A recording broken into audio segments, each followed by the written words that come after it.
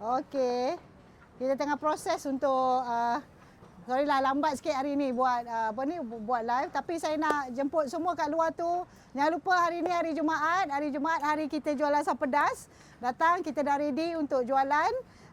Kita ada daging tetel. Wow. Daging tetel kita hari ni Ipah chef dia. Okey, saya sediakan semua-semua Ipah je yang menyiapkannya. Dan kita ada ikan cencaru. Olah nak buka balik. Penuh ni. Ini RM10 campur dengan nasi. Okey. Ada ulam, sayur.